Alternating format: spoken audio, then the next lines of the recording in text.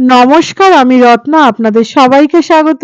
আজকে চলে এসেছি আরো একটি নতুন রেসিপি নিয়ে। আজকের রেসিপি হচ্ছে চাউমিন রোল। ঘরে যা কিছু উপকরণ আছে তাই দিয়ে আজকের এই রেসিপি তৈরি করছি। আজকে আমি আটা দিয়ে কিন্তু এই রোল তৈরি করব। দেখো, ঘরে কিছু এক প্যাকেট চাউমিন ছিল, সেই চাউমিনগুলো প্রথমে ভিজিয়ে নিলাম। ঠান্ডা জলে কিছুক্ষণ ভিজিয়ে রাখবো।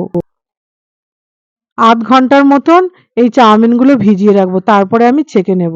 আর এখানে আমি ১ বাটি আটা নিয়েছি, লবণ দিয়ে আর জল দিয়ে ভালো করে মেখে একটা ডো তৈরি করে নেব। কড়াইতে তেল গরম করতে বসিয়ে দিয়েছি। দেখো, ডো তৈরি হয়ে গেছে। এবার এটা লেচি কেটে নিচ্ছি।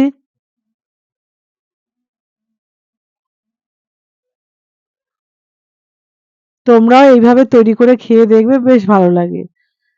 দেখো, এদিকে পেঁয়াজ, কাঁচা লঙ্কা ভাজা শুরু করে দিয়েছি। চাউমিনটাও ছেঁকে নিয়েছি। এর মধ্যে একটু লবণ আর হলুদ দিয়ে দেবো। তারপর একটা ডিম ফাটিয়ে দিলাম এখানে।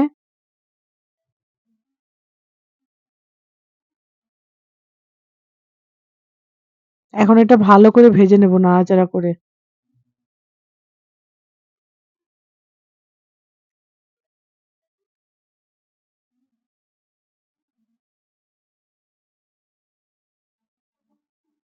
দেখো, ভাজা হয়েই গেছে। এর মধ্যে এখন আমি চাউমিনগুলো দিয়ে দেব।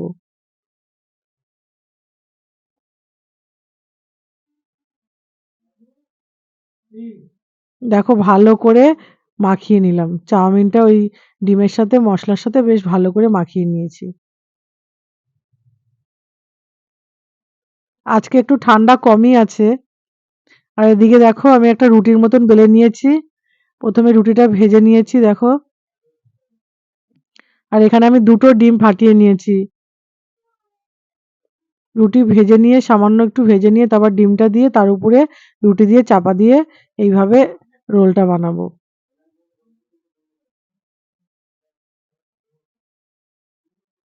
২ পিঠ তেল দিয়ে সুন্দর করে এপিঠ-ওপিঠ করে ভেজে নিতে হবে।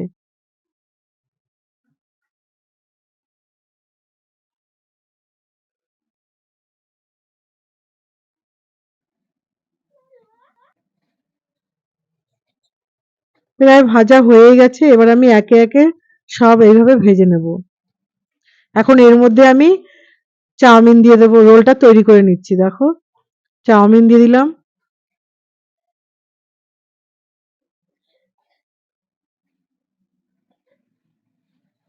পেঁয়াজ কুচি, শসা কুচি সব দিয়ে দিচ্ছি।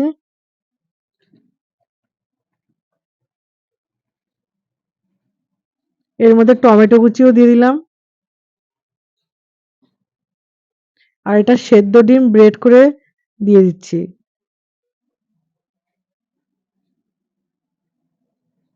মসলাগুলো মনে হয় বেশিই পড়ে গেছে। আর তার উপরে দিয়ে দিলাম সস।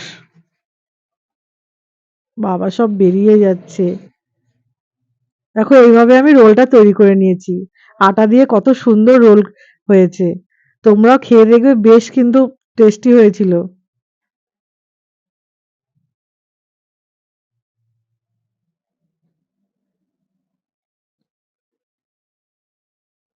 তোমাদের কাছে অনুরোধ রইলো, তোমরাও এইভাবে তৈরি করে খেয়ে দেখবে।